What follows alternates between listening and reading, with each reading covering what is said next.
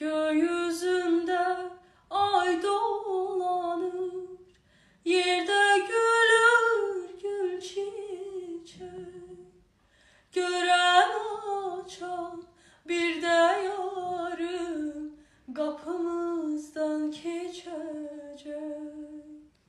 Gören açan bir de yarım kapımızdan geçecek.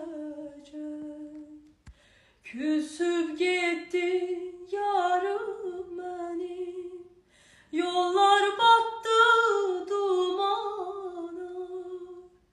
Ahı niye öz eşki